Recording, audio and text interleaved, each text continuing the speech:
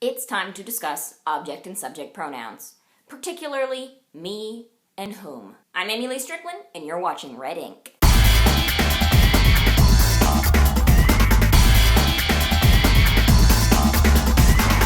So, let's start by taking a quick look at this chart. We have the subject and object pronouns. We have the singular column, I and me, you and you, he and him, she and her, and it and it. In the plural column, we have we and us, you and you, and they and them. When you're forming a sentence, the subject is the noun doing the action. It's doing the verb. The nouns being acted on are the object nouns. I love him.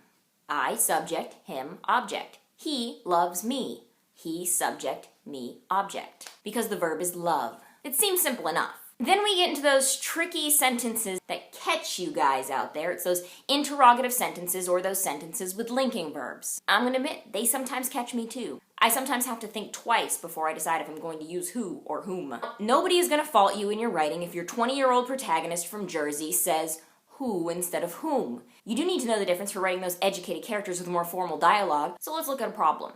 To who/whom should I address the letter? We have a choice here. Do we want to use who or whom? To who should I address the letter, or to whom should I address the letter? There's a couple clues in here.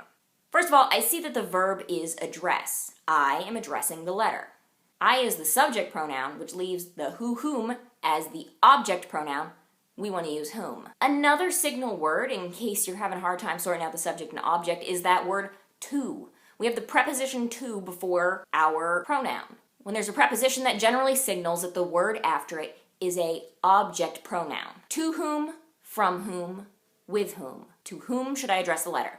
If we scrambled the sentence around and put it into a declarative form, it would be, I should address the letter to whom. One trick I use when quickly trying to sort out if I should use who or whom is to replace it with he and him. I think about what singular third person would fit here.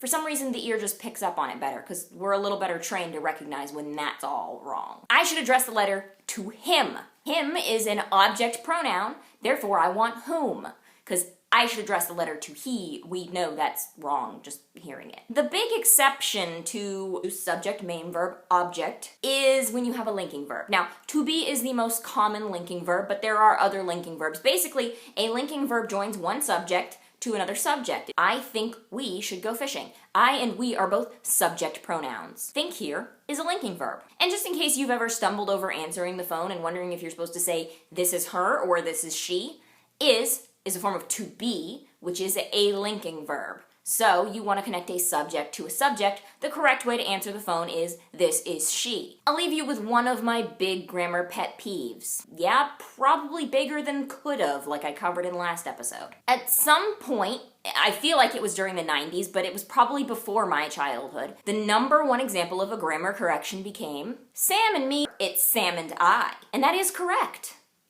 In the subject position, when you have a compound subject with a first-person pronoun, the correct order is third-person subject pronoun, conjunction, first-person subject pronoun, Sam and I. However, when those two people are the object of the sentence, you need to use an object pronoun in the first-person position, me. Will you make a sandwich for me? Will you make a sandwich for Sam and me? When in doubt, strip away the third person, make yourself the singular subject, and try it. You'll hear it.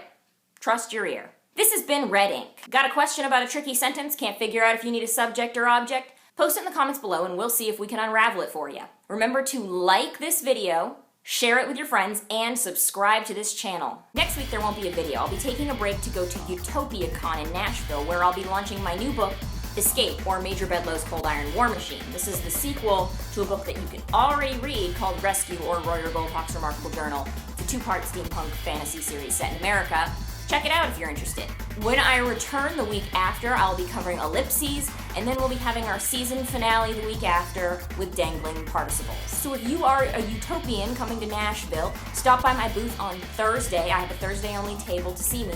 If you are just in Nashville, you're not coming to the convention, then on Saturday you can come to the Authors Are My Idols signing and pay $5 or donate a gently used or new children's book at the door to get in, and you can come see me. I'll sign any books you already have, or you can buy some books from me to sign there. You know, that's I'm completely unbiased in saying that you should do that.